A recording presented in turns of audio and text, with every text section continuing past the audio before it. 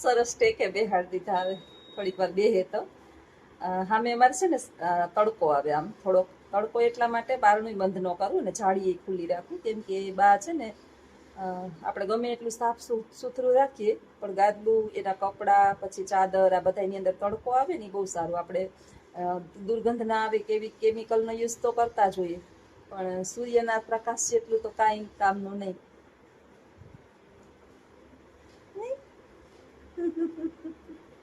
કેવી છે એનું મોઢું, જો કેવું થાય છે. પ્રેમથી તમે એને સાફ કરો, વાલ કરો. આપણે નાના છોકરાઓને જેમ આપણે બધું કેમ આમ સરસ મજાનું એવું એને હું કર, આમ પ્રેમથી ધીમે ધીમે ધીમે ધીમે આમ દુઃખ ગઢાવને તો બહુ ધ્યાન રાખવું પડે. નાના છોકરાની ચામડી એ એકદમ સોફ્ટ હોય, અને આ બાની ચામડી જે છે ને હવે લોહી વિનાની, ચરબી વિનાની હોય, એને જરાક તમે અડો ને તો બહુ દુખે. એટલે હજી તેડે ને તોય રાયડું નાખે. મારાથી રાયડું નથી નાખતા, આપણે ખબર હોય કે આપણે બાળક ઉછેર્યા હોય ને એટલે મારે ઓલી દીકરીનો અફસોસ હતો ને, અમારે એક દીકરો હતો ને, તો મને એવી ઈચ્છા હતી કે ઈશ્વર મને એક દીકરી આપે. આપણે માં છે ને એ દીકરી, માં દીકરીની રાઈ જાય કરે, પણ એક રીતે સારું છે દીકરી નથી ને, કેમ કે સારું હોય ને દીકરીને તો મા બાપ બહુ સુખી હોય. અને જરા કંઈ ઘરની અંદર એને કાંઈક પ્રોબ્લેમ હોય ને તો દીકરી જેવી દજાણે કંઈ નથી. નહીં, આ ચક્કી મારી દીકરી જ છે ને અટાણે. નાની દીકરીની જેમ સારવાર કરવાની, નાની દીકરીની જેમ ધ્યાન રાખવાનું, ખવડાવવાનું ટાઈમે ટાઈમે, એને મારે યાદ રાખીને પાણી પીવડાવ્યું છે કે નહીં, કેટલા ટાઈમે કેટલા વાગે પાણી પીવડાવ્યું, આ બધું નાના છોકરાઓ જેવું જ. પાણી તો માગતા જ નથી. આપણે ધરાર પીવડાવીએ ને કે પી જાવ તો પીવે, નહીં તો પાણી નથી માગતા. ખાવાનું એ સારું છે કે યાદ રહીએ છે, જમવાનું છે, ના નથી પડતા. શું છે હે? હું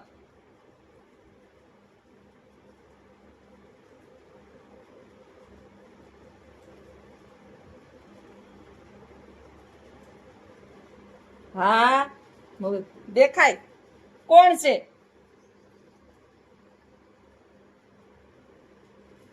તમે.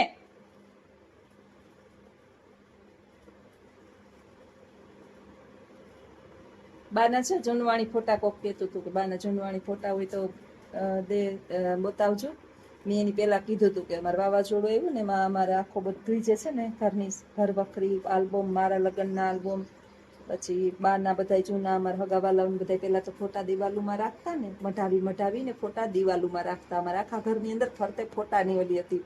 નળિયાવાળા મકાન હતા, નળિયા ઉડી ગયા ને ઘર સામાન બધું, ગાદલા ગોદડા બધું સામાન, ત્યારે અમારે બધું બહુ બગાડ થયો હતો. બધું બગડી જ ગયું હતું એમ કહીએ ને તો હાલે. 90% ઘરની ઘર વખરી જે છે ને એ બગડી ગઈ હતી વાવાઝોડાની અંદર. 1999ની વાત છે.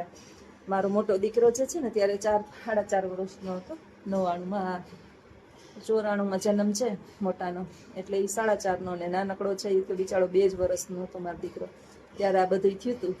સંકટ આવે ને ત્યારે બધી બાજુથી આવે. એક બાજુ ગરીબાઈ આટો લઈ ગઈ હતી. આપણે આપણી ગરીબાઈના રોદણા જીવનની અંદર કોઈ દિવસ કોઈ પાસે ગવાય નહીં, કારણ કે ગરીબાઈ તો જાતી રહીએ, પણ આપણે જે રોદણા રોયા હોય ને એ કોઈ દિવસ આજીવન માણસના કાનમાં રહીએ. શૂન્યમાં ઈશ્વરે જે લઈ લીધું હોય ને પાછું આપે જ આપણે, એનાથી બેતર કરીને આપે. એટલે શાંતિથી સહન કરી લીધું. જ્યાં મકાન પાડીને પાછા બનાવ્યા 1999ની અંદર ભૂકંપ, વાવાઝોડું થયું, અને 2000માં ભૂકંપ થયો. 2000માં ભૂકંપ થયો એટલે નવા મકાનોની અંદર તિરાડો પડી ગઈ હતી. એટલે ઈશ્વર કસોટીઓ લેતા હોય ત્યારે કઈ પાછું વાળી ના જોવે, પણ તમારી અંદર ક્ષમતા કેટલી છે ને એ તમારે જ જોવાની. અમે 2 માણસ ધીરજ ધારણા વાળા, કે ધાર્યું ધણીનું થાય, આપણું કાંઈ હાલવાનું જ ન હોય. જ્યાં છોકરા નાના, રિક્ષાની કમાણી, મારે નોકરી, ત્યારે હું એ ભણતી, હજી નોકરી નહીં, બહુ સ્ટ્રગલની કોઈ સીમા નહીં. એક કમાવા વાળો, 5 જણા અમે ખાવા વાળા, અને એ રિક્ષાની કમાણી, અને બીજી આવક કાંઈ જ નહીં. નાના બીજા મહેમાનો આવે જાય ત્યારે તો મારા હગાવાલા નણગુના નાનતેન છોકરા એ બધા નાના હતી. કોઈ વેકેશન કરવા આવે ને કોઈ ભણતા અહીંયા ને રોકાવા આવે ને, હસતે મોઢે જ આપણે ક્યાં શીરો પૂરી ખવડાવવા છે, ઘરની અંદર શાક રોટલો.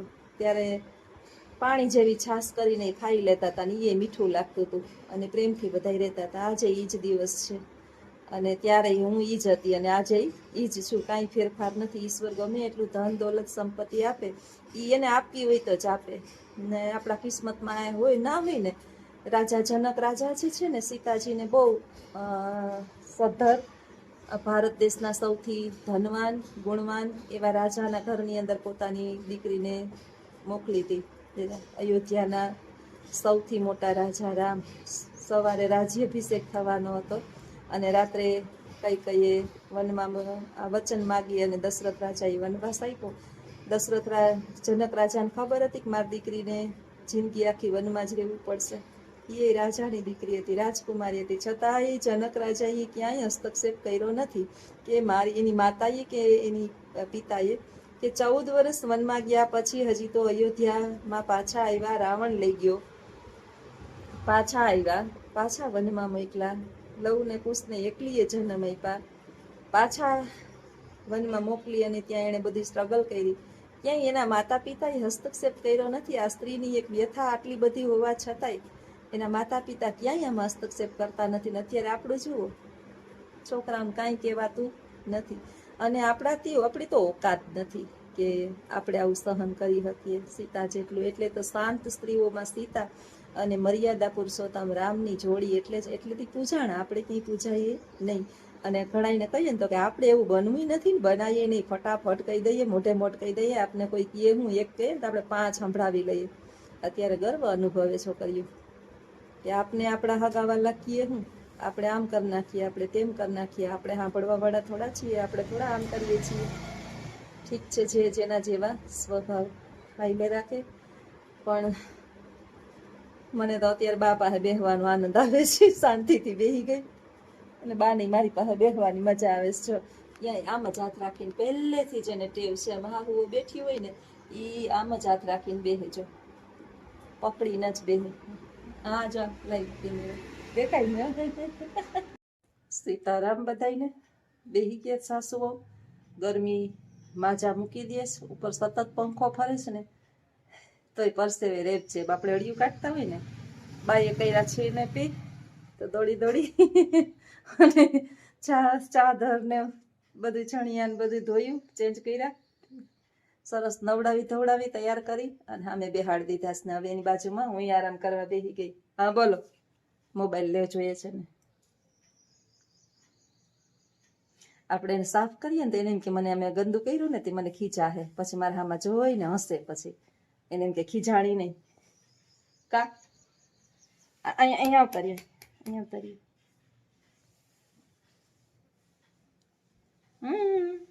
બસ બેહાઈ બા જરાક વાર, પછી પીઠ છે ને તપે, આ તપે પછી આ છે ને આ તપે થોડીક વાર બેહાય.